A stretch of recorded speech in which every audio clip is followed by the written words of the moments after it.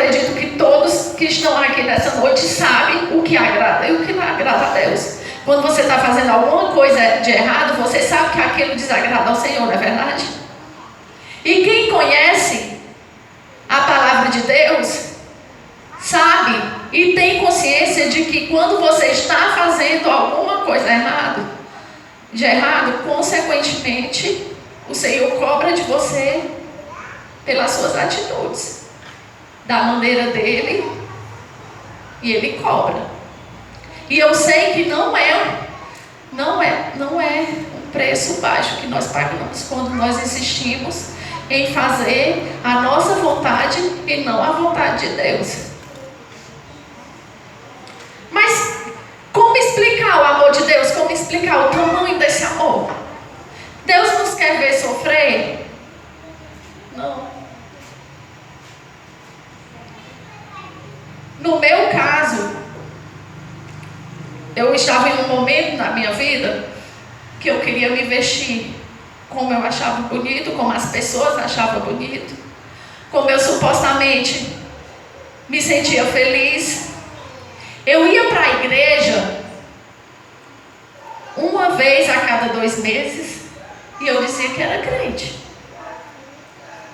Eu usava todo tipo de roupa que você pode imaginar que o mundo aí fora usa, de calça a short, porque eu estava me sentindo bem naquele momento. Eu não tinha necessidade, eu não sentia o desejo de me ajoelhar, de buscar o Senhor, de fazer algo para o Senhor, de ensinar os meus filhos a andar no caminho de Deus. E tudo que o mundo oferece aí eu queria fazer. Glória a Deus. E o amor de Deus por mim, mesmo eu estando errado, mesmo ele sabendo que aquilo não era certo, ele mesmo assim ele me amava.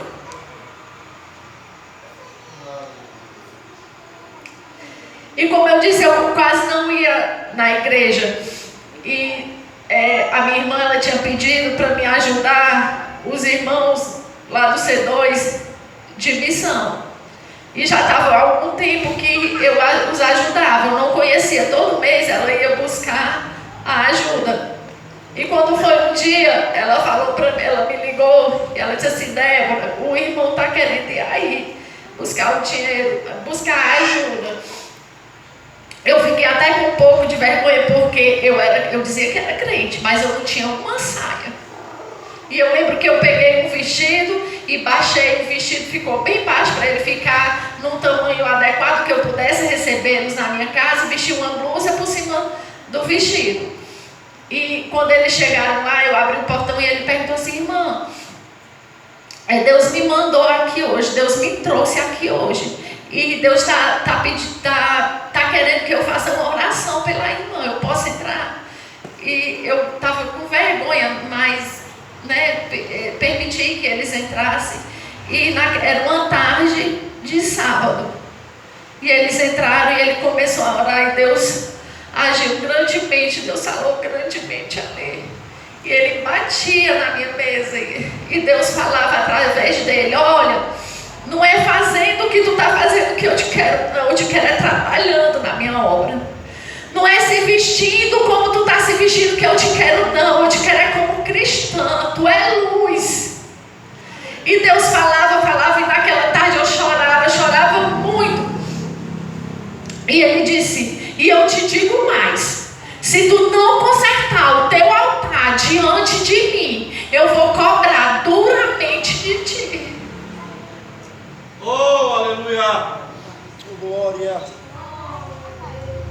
Isso é que é Deus. E eu ouvi tudo aquilo que o Senhor falava, e aquilo eu chorava muito, porque eu sempre tive medo. Eu sabia que eu estava errada, eu sabia que eu não estava como era para mim estar, eu sabia que eu estava fazendo o que não era para mim fazer. E eu tinha medo que Deus cobrasse de mim. Eu tinha medo. Mas a única coisa que eu pedi era que Deus não tocasse nos meus filhos. Eu não tinha forças de voltar. É por isso que às vezes a gente vê a pessoa quando se desvia, né?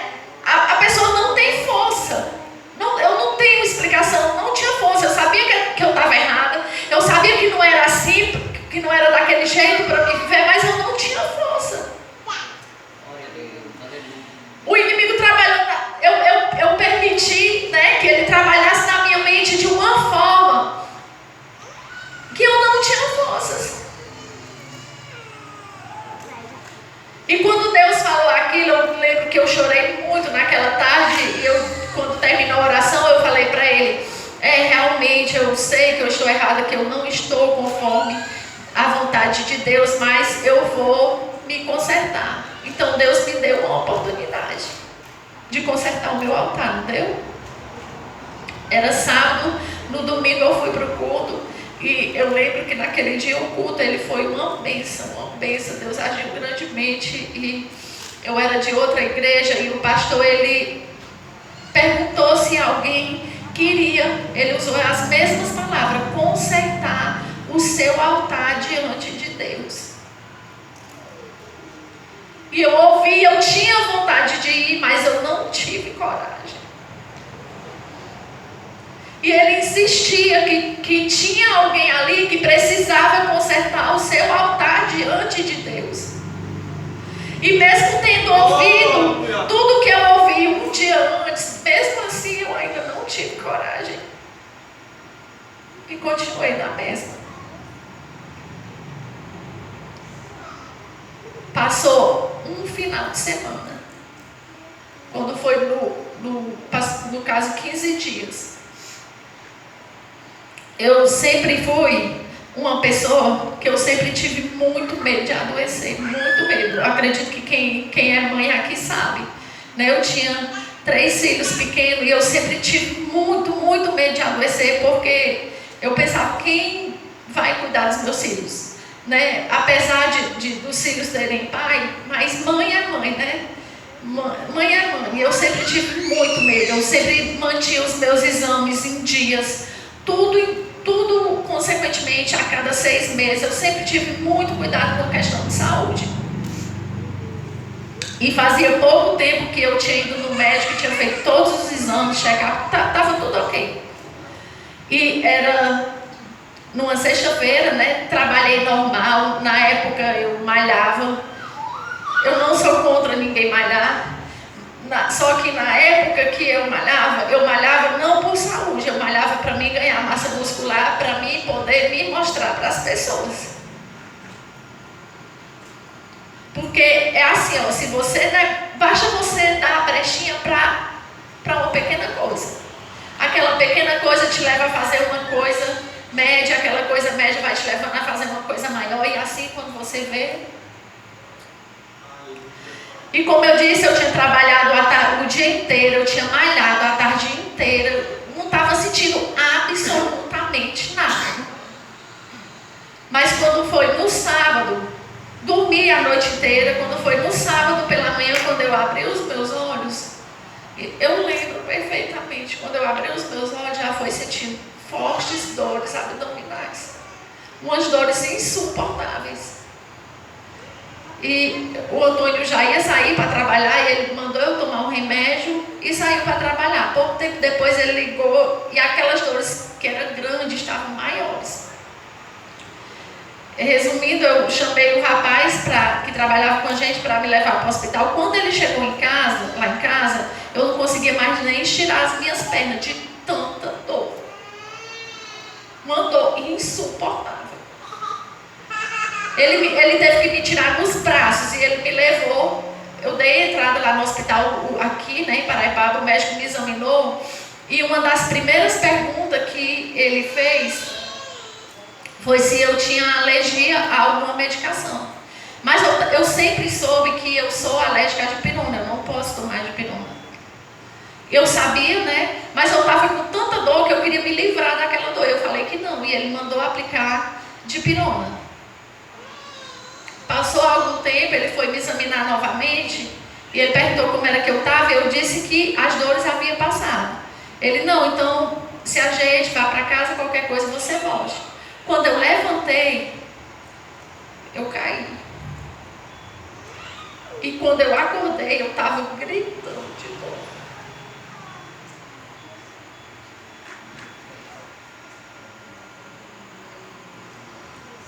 Ele botou na central para fazer a transferência.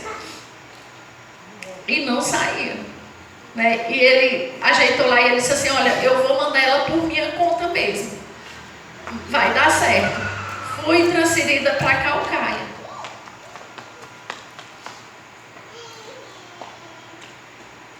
Como eu saí de Paraipaba tomando dipirona, eles continuaram com a dipirona lá, igual eu sou alérgica. Eles fizeram alguns exames lá.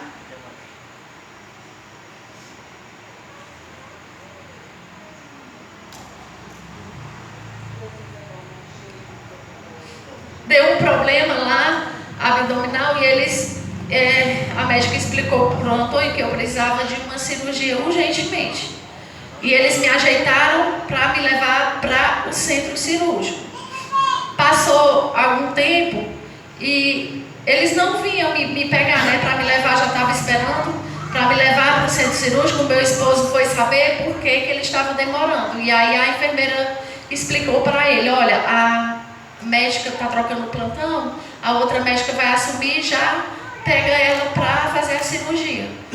Pouquíssimo tempo depois, isso andou em conta, porque eu já não me lembro mais, que eles foram me pegar, que a médica foi me pegar, e ela chegou para o meu esposo e ela disse assim: olha, a tua esposa, ela está morrendo. Ela precisa de uma UTI urgentemente. Há 8 anos atrás, os hospitais não eram todos que tinham UTI, inclusive o de Calcaia. E ela disse: nós não temos UTI aqui. E ela disse: eu já tentei vários hospitais, então todos ocupados, nenhum tem vaga. Então, vá fazendo o que você pode. Eu não sei qual é a sua religião, mas vá pedindo a Deus, porque o possível eu vou tentar fazer. E era de madrugada. E o meu esposo ligou para minha mãe, porque na época nós até tínhamos quem a minha mãe desse uma ligação e ele podia resolver e arrumar uma vaga em algum hospital para mim. E o intuito dele foi que a minha mãe ligasse para essa pessoa. Aí eu pergunto: quem aqui é mãe?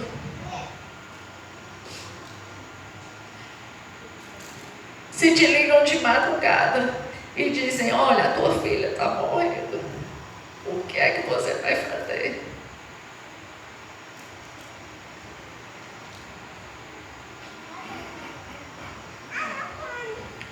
Eu louvo a Deus porque a minha mãe, ela é crente, a minha mãe é uma mulher de oração. E naquele momento, quando ela recebeu a oração, quando ela recebeu a ligação, ela foi diretamente para o médico dos médicos. Ela colocou os joelhos no chão e ela foi clamar a Deus pela uma solução. Glória a Deus.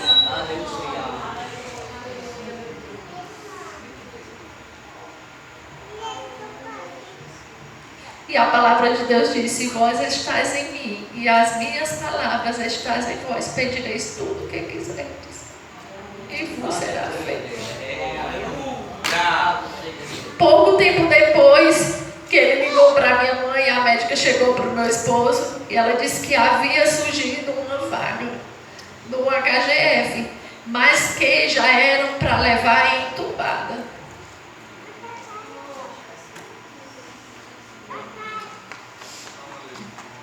Eles chamaram o SAMU e eles vieram e entubaram e me transferiram para o HGF.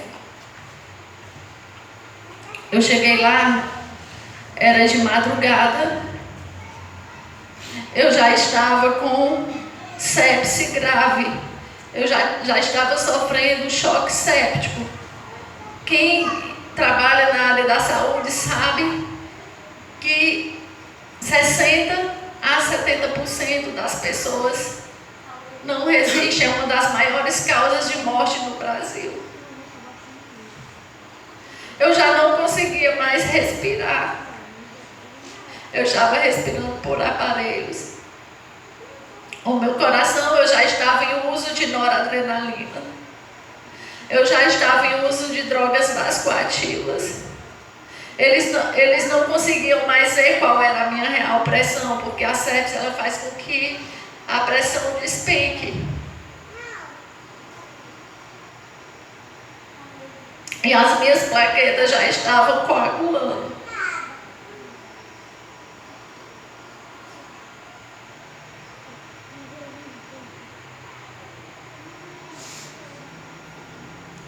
E o Antônio foi tratar lá na internação. E quando ele foi entregar os papéis para os médicos que tinham me recebido, ele disse que quando que o médico abriu a porta para receber os papéis, ele disse que olhou assim rapidamente e ele disse que era uma sala grande e tinha muitas pessoas entubadas. E ele disse que eu estava lá no canto da sala. E naquela noite ele também se desesperou porque, como eu não estava na igreja, ele também não estava. Ele também não tinha compromisso nenhum com o Senhor. Ele fazia tudo o que ele queria. Ele fazia tudo que o mundo oferece. Ele fazia tudo que o inimigo ama e nós nos permitimos para destruir a família.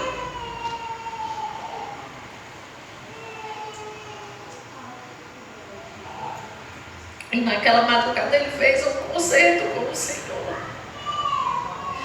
Que se o Senhor não permitisse que eu viesse a óbito, ele nunca mais sairia dos caminhos de Deus.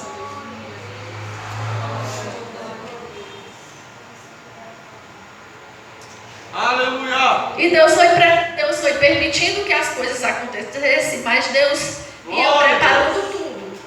Tudo. Eu tenho uma amiga, muito amiga de infância. O irmão dela esteve até aqui esses dias e a gente cresceu junto. E ela trabalhava lá no hospital, lá na UTI vizinha a que eu estava. Porque paciente de UTI é assim. Você não pode estar ligando a todo momento para saber de notícias. Né? Você tem notícias uma vez ao dia. E eu tenho certeza que a minha família, eles não iriam aguentar saber notícias de mim uma vez por dia.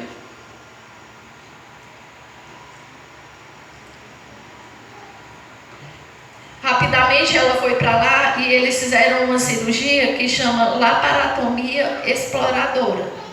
Eles abriram a minha barriga. E quando eles abriram, eles viram ali que tinha uma grande quantidade de pus. Eles retiraram de imediato quase 500 ml de pus.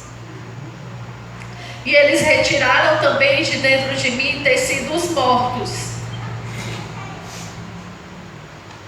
E o primeiro diagnóstico médico foi um tumor. E o médico disse assim, olha, é um tumor que já estourou, então não tem mais jeito. Eles enviaram material para análise. Eu sei disso porque ela sempre ia informando. E ela ligou para minha mãe, para o meu esposo, e ela disse assim, olha, Antônio é um tumor. E já estourou. E lá na minha casa, era campanha quase que 24 horas. Era uns irmãos saindo e outros entrando. Aleluia! A Paraipaba, todas as igrejas oravam por mim. As pessoas se compadeceram muito porque eu era nova, 3 filhos pequenos.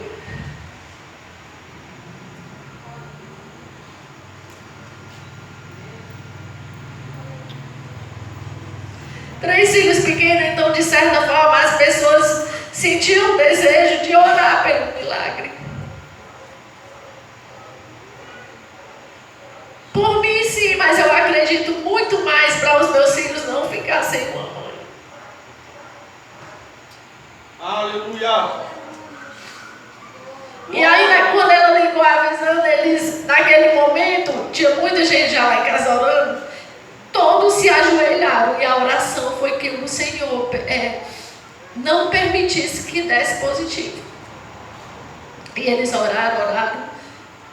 Eu não sei quanto tempo volta e disse que havia dado negativo.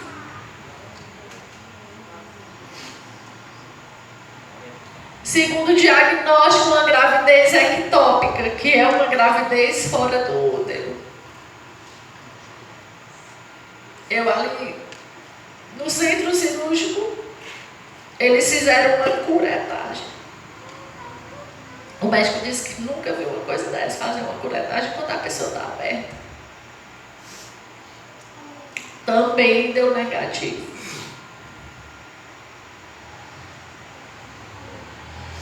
Eles não conseguiam explicar o que era.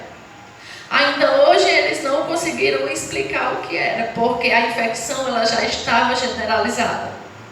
A sepse grave, o choque séptico, é quando a bactéria ela atinge a corrente sanguínea. O nosso sangue ele circula por todo o nosso corpo. Então vai infectando todos os órgãos. Os seus órgãos vai tendo falência um a um. Eu estava 100% ligada nos aparelhos. O meu rim eu estava fazendo hemodiálise. O meu coração estava em uso de noradrenalina. Eu estava usando drogas vasculativas. Eu estava respirando por aparelhos. E eu estava praticamente morta.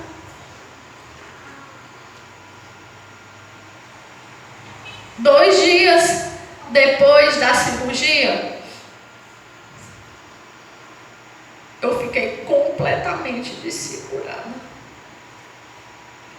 E o meu esposo, quando ele foi me visitar, porque já estávamos casados há 13, 14 anos, ele me conhecia perfeitamente, não é verdade? E quando ele entrou lá na UTI para me visitar, ele disse que rodeou uma vez e não me viu. Pela segunda vez também não conseguia me encontrar. E ele chamou a enfermeira e disse assim: onde foi que vocês colocaram a minha esposa? Que eu não estou encontrando ela.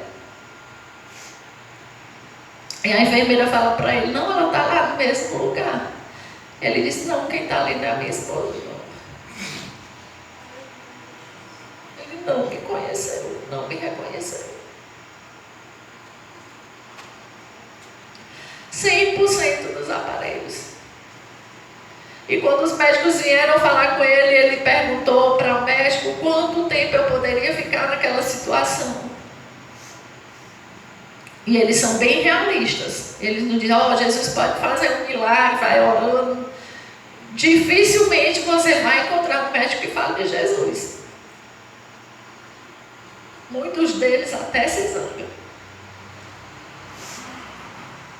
E ele olhou para o meu esposo, ele disse que era mais ou menos umas 6 horas da tarde, e ele disse: olha, a qualquer momento nós damos o diagnóstico de falência múltipla dos órgãos. Do jeito que ela está aí, dificilmente. E ele havia feito um concerto com Deus. Eram muitas orações na minha casa e ele tinha muita fé. Mas por mais que ele tivesse fé, era o que os olhos dele estavam vendo. Né? E ele estava me vendo ali morta. Glória.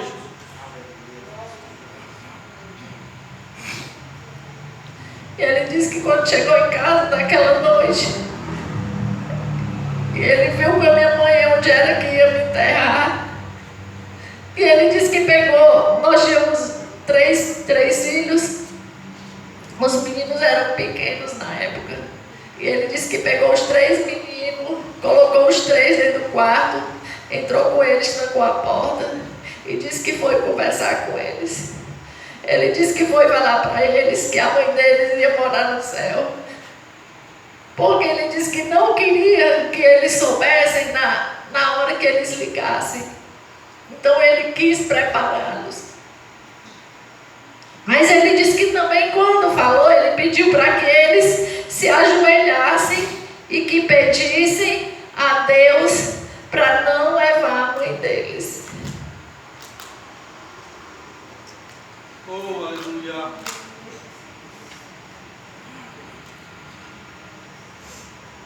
Isso criou na cabeça deles, principalmente do Gabriel, que só tinha 3 anos. Eu não sei se a Leninha lembra nesse dia, quando foi no dia seguinte que ele foi para a escola. Quando ele chegou na escola, ele se desesperou, chorando, dizendo que a mãe dele ia morrer.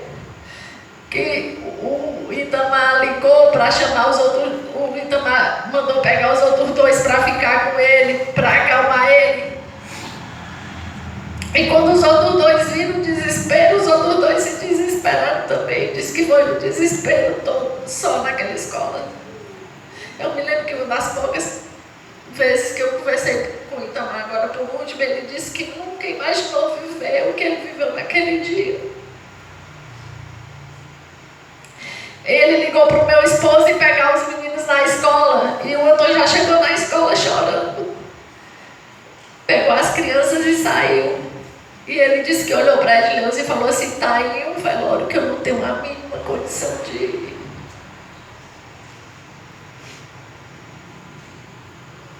Só que nesse mesmo dia que o médico disse que a qualquer momento ele daria um diagnóstico de falência múltipla, como eu disse, na minha casa eram muitas orações, era saindo algumas pessoas e entrando outras, emendando em orações. E a minha amiga que ficava à frente lá, ela ficava na UTI vizinha, ela disse que foi lá e conversou com os médicos e disse assim: olha, assim que ela vier a óbito, não ligue para a família dela, ligue para mim, eu mesma venho, eu mesma arrumo o corpo e eu mesma aviso. Porque ela disse que não tinha, aos olhos humanos, não tinha como eu voltar a viver. E ela ligou para o irmão dela e ela disse: olha, Jackson, pode se preparar aí, que a qualquer momento eu ligo para dar notícia que ela morreu. E ali naquele momento, ele repreendeu ela e disse que ela estava vendo com olhos humanos, né? Mas ele via com olhos da fé que eu iria sair daquela, que o Deus que ele serve ia operar o milagre. Oh, aleluia! Era madrugada, Glória a Deus. lá na minha casa estava tendo vigília. E Deus usou um servo dele e disse que naquele momento ele estava fechando a cova, que aquela enfermidade não seria para minha morte, seria para minha edificação, da minha família e de muitas pessoas. Glória a Deus. Deu 3 horas, deu 4 horas e ela disse que não ligava para mandar chamar ela. Ela disse que quando foi 5 horas, 5 e alguma coisa, ela disse que foi lá me ver. E ela disse que assim que entrou, tinha um médico e algumas enfermeiras comigo. E ela disse que quando entrou, ela já começou a chorar. Ela disse que o chão se abriu. Ela disse que começou a chorar porque ela achou que eu estivesse morrido naquele momento. E ela disse que o médico chegou para ela e disse assim: olha, Jaqueline, eu não estou entendendo o que está acontecendo com ela. Que como tu mesmo sabe, não era para ela passar dessa noite. Aí ela disse que ele falou assim: olha aí como é que ela está, glória a Deus. Eu não tinha acordado, mas eu estava me recuperando. Aleluia! Como um milagre.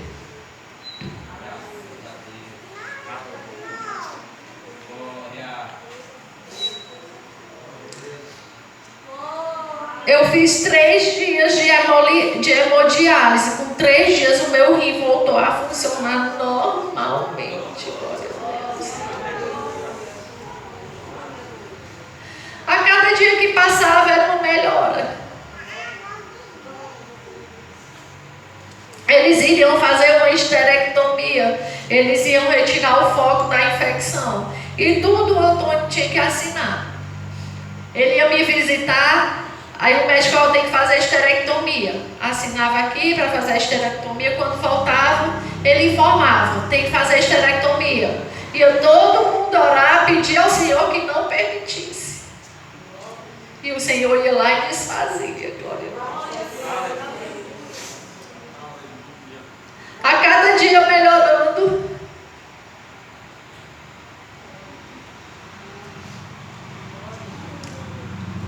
A cada dia melhorando, a cada dia melhorando.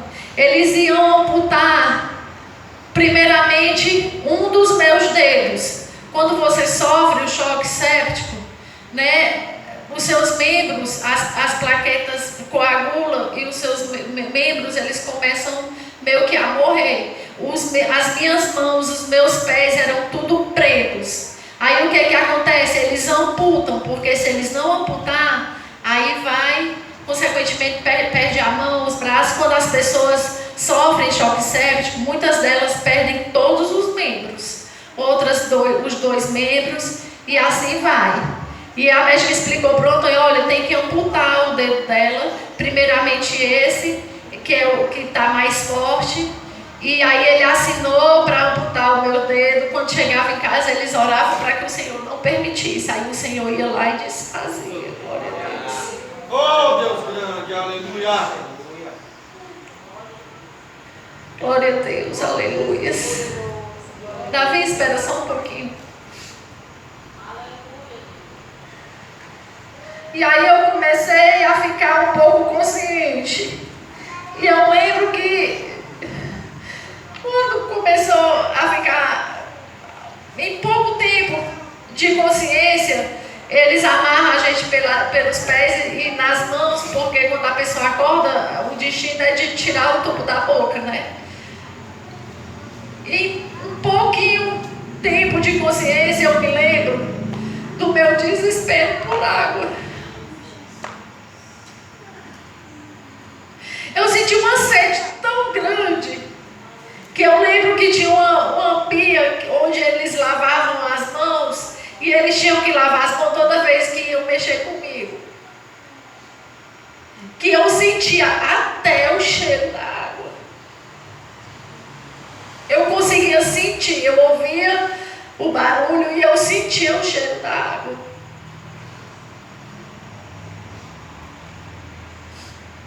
E aí eu sempre digo, você bebe água na hora que você quer, não é verdade? Quando está com sede, tu vai lá e bebe água. Quem valoriza a água que bebe todo dia? Você sabia que é um grande milagre que Deus te consegue todo dia de você ir ali na sua geladeira e beber água a hora que você quer? E é uma coisa tão simples, né? Tão simples. Que você só consegue perceber quando você está naquela situação. E o pouco que eu me lembro, mas eu me lembro perfeitamente do meu pensamento. Oh, meu Deus. Quantas vezes tu me deste a oportunidade de beber água?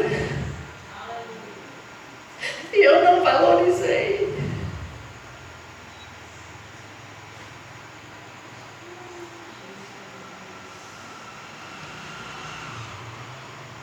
Assim também é essa água aqui, ó. Que Deus nos dá a oportunidade do alimento aqui, ó, de nos alimentar todos os dias. E muitas vezes a gente rejeita. E muitas pessoas não colocam como prioridade, não é verdade?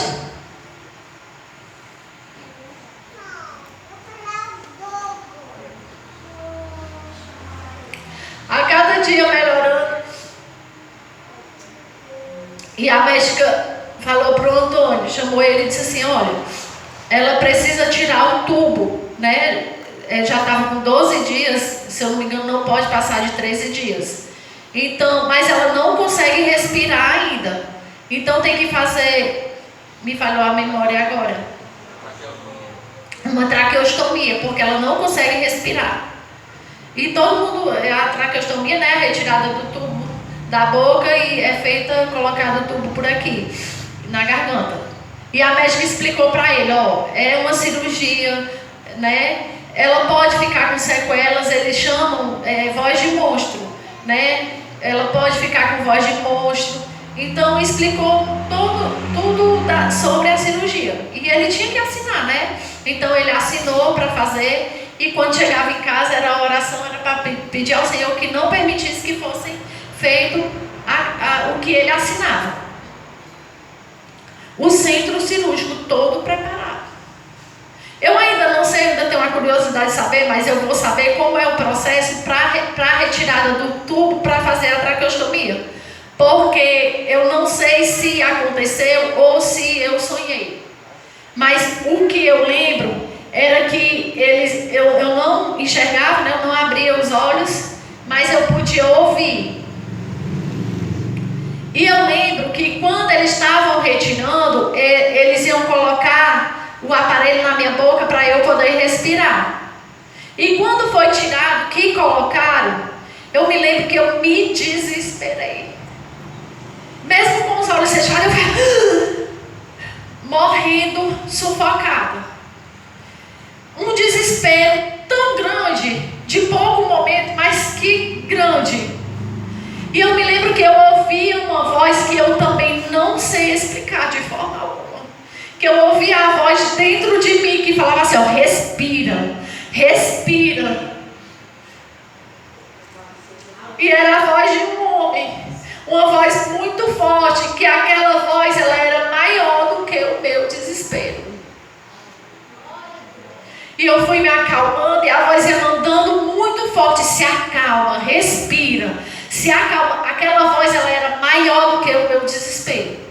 E eu lembro que eu consegui me acalmar e eu consegui respirar, né? E não foi preciso fazer a traqueostomia. Muito tempo depois, até alguns anos atrás, eu acreditava verdadeiramente que tinha sido um enfermeiro ou algum médico que tinha me acalmado. Eu tenho toda a xerox de todo o prontuário, de tudo que eu estou falando aqui. E quando eu peguei o prontuário desse dia da traqueostomia, que foi o processo da extubação, lá embaixo tem assinado quem estava presente. Não tem nem assinatura de nenhum homem. Eram médicas e enfermeiras.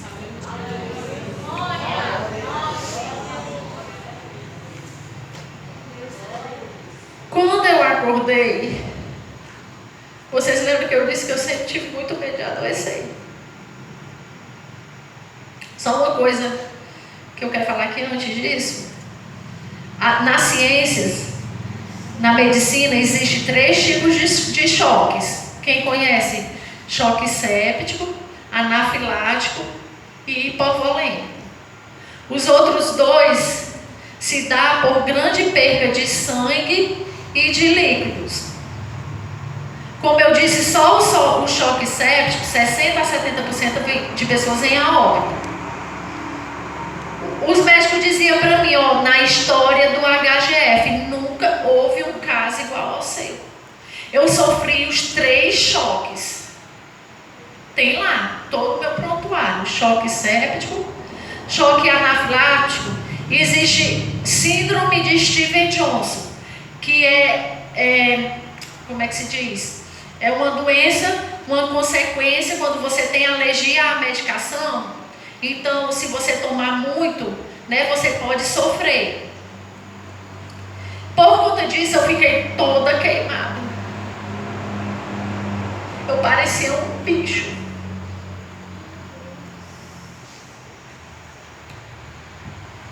Quando eu saí do coma, que eu abri os meus olhos, eu só mexia com a minha cabeça. Eu não mexia nada.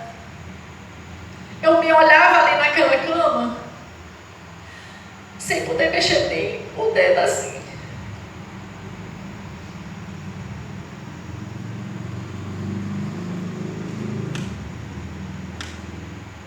Mas eu não me desesperei. Porque eu sabia porque eu estava ali. Eu sabia porque eu estava naquela situação. Eu estava naquela situação porque eu não quis ouvir a voz de Deus.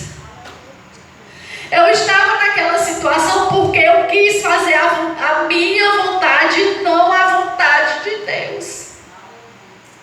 Eu estava naquela situação porque eu tinha um chamado e eu rejeitei.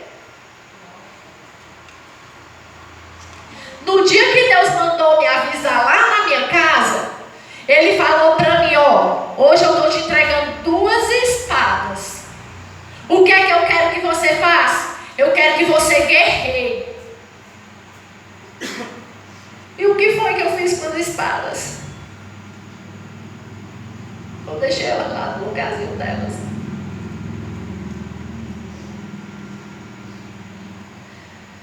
Eu não derramei uma lágrima naquele momento porque eu estava daquele jeito. Porque eu sabia. E a única coisa que eu perguntava era para os médicos: eu ainda vou andar? E ele dizia: vai.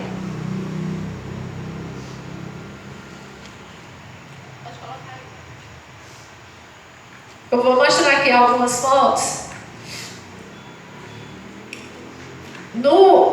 Essas fotos o Antônio tirou um dia depois que eu fiz a cirurgia, que eu ainda estava entubada.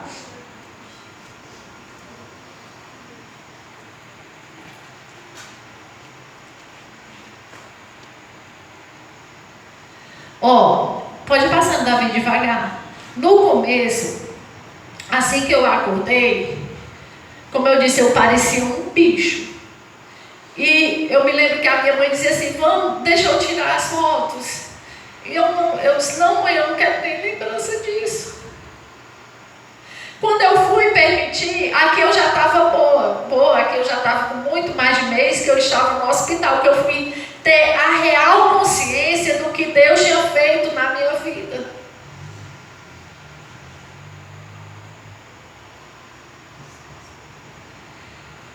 Do jeito que está aí as minhas mãos, foi todo o meu corpo, largou toda a pele.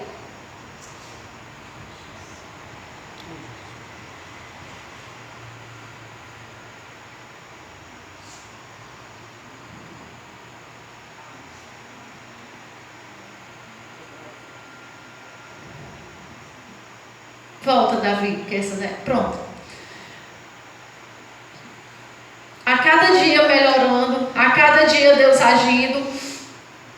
E eles fizeram a transferência para o quarto. Só o que aconteceu? Quando eles me transferiram, eu tinha muitas escares. Porque durante os primeiros dias que eu estava, como eu estava em uso de noradrenalina, eles não podiam ficar me mexendo. O que acontece? Paciente de UTI, eles ficam sempre mexendo para evitar que aconteça esse tipo de coisa. Só eles optaram deixar nascer as escadas, eles optaram me deixar quietinha, porque qualquer movimento que eles fizessem comigo poderia ocorrer uma parada cardíaca. Então as consequências disso, para frente, Davi, por favor. As consequências disso, eu tive escares nos pés, isso também por conta no glúteo, isso aí é meu bumbum.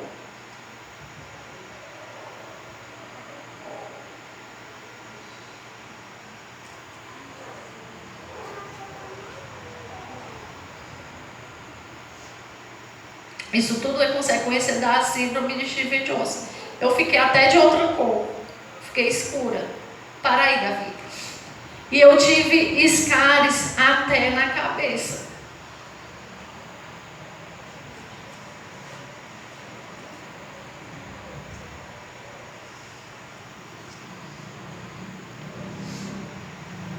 Eu vou contar aqui rapidinho porque o tempo está passando. Eu já estava na enfermaria e aos nossos olhos, de quem me acompanhava, da minha mãe que ficava comigo, as escares dos pés, elas estavam melhorando, aquele preto, né? Ele ia saindo, ele estava melhorando. A única que eles viam que não tinha melhora era a do glúteo. Então eles pediram um desbridamento cirúrgico, que é a retirada de toda a parte morta. E eles me levaram lá para o centro cirúrgico para poder fazer a cirurgia. Então, como aquela do pé que você viu, que era tudo preto, eles estavam melhorando, eles não haviam pedido desbridamento para ela. E eles me levaram, eles me sedaram e eles começaram a desbridar aquela do glúteo. E a enfermeira disse que durante o processo de desbridamento, eu estava sedada e ela disse que todo o tempo eu ficava a do pé, a do pé, a do pé. Ela disse que eu não parava de dizer a do pé, a do pé. Isso os pés estavam enfaixados. E aí ela disse que o médico disse assim, ela está insistindo tanto para que a gente veja a do pé dela, que eu nunca nem vi. A pessoa está sedada e está insistindo para alguma coisa. Tira aí para mim poder ver os pés dela. E ela disse que retirou e o médico olhou os meus pés e realmente ele viu que ela estava melhorando. E ela disse que eu não parava de insistir a do pé, a do pé. Ela disse que ele falou, eu vou fazer logo o desbridamento, já que ela insiste tanto. E quando ele começou a fazer o desbridamento, ela disse que o médico ficou assustado. Se não tivesse feito o desbridamento, eu iria perder o pé ou a perna. Eu não sabia como estava, eles não sabiam como estava por dentro, mas Deus sabia. Como eu já estava melhorando, já ia fazer 2 meses que eu estava lá no hospital. Então, o meu médico falou assim, olha, vamos ajeitar para te dar alta, para tu tratar dessas escaras em casa, porque eles tinham muito medo que eu pegasse uma infecção, né? É muito sensível, no hospital qualquer bactéria, né? E aí já ia fazer 2 meses. E aí eu comecei a fazer todos os exames para poder receber alta. Todas as especialidades médicas, tu possa imaginar, Ulisses, eu passei para poder assinar minha alta. Cirurgião plástico, do coração, todos os tipos. Fisioterapeuta, que mais? Todos os tipos de especialidade médica, eu tive que passar por eles tinham que me examinar e dizer, não, ela pode ir. Não, ela pode ir. Lá na sala que eu estava, entrava de 15 médicos. Eles tiravam foto, eles examinavam, porque, como eu disse, eles disseram que nunca haviam visto na história do HGF um caso igual ao meu.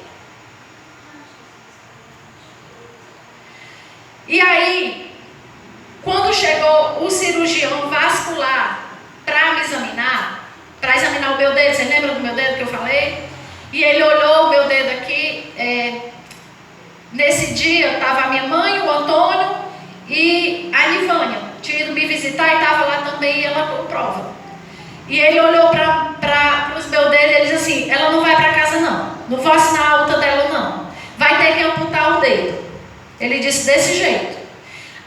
Nesse dia eu chorei, porque eu estava esperando ir para casa, eu estava ansiosa em ir para casa e eu ouvi ali grosseiramente que eu tinha que amputar o dedo. Eu comecei a chorar.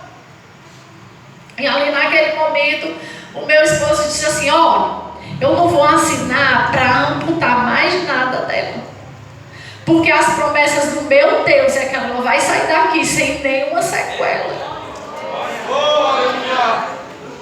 E naquela tarde ele disse assim, ele olhou para o Antônio e disse assim, não vai assinar para amputar os dedos, depois vai voltar aqui e amputar as mãos ou os braços. Se virou e saiu. E eu lembro que eu chorei mais ainda pelas palavras dele. E a Nivânia até para se acalma, é assim mesmo. E os médicos saíram tudo atrás. Quando a minha médica voltou, e eu ainda estava meio que em choque, eu perguntei para ela, e aí, o que foi que ele falou? Porque eu estava no hospital, né? E ela colocou a mão no meu ombro e disse que ele falou assim, o marido dela disse que o Deus dele vai curar, pois vamos ver se o Deus dele cura mesmo os dedos da mulher dele. Aqui, ó, para a honra e glória do Senhor Jesus. Mas ele também não assinou. Ele não assinou a minha alta. E a médica teve que arrumar outro cirurgião vascular, que chegou lá até sem jaleco, porque ele já ia saindo. Ela pegou ele nas carreiras, ia saindo do plantão e pediu só para ele me examinar, que ele fosse me olhar e só para assinar a minha alta. E aí, nesse dia eu estava sentada na cadeira e eu lembro perfeitamente que ele chegou muito rápido, de cabeça baixa. E quando ele olhou assim, ele olhou para mim, ele se assustou. E aí ele disse assim, não, mas não pode ser. E eu olhei assim para ele. Aí a minha médica disse assim, olha, eu só quero que você examine ela, examine esse dedo dela aqui. e assim a alta dela, porque o outro médico não quis assinar. E ele se ajoelhou, ele pegou os meus pés, ele olhou os meus pés, ele olhava para mim e ele dizia: é a Débora? Eu disse: sim. Aí ele: não, mas não pode ser. Aí ele disse assim: ela estava na UTI? Aí eu respondi: sim.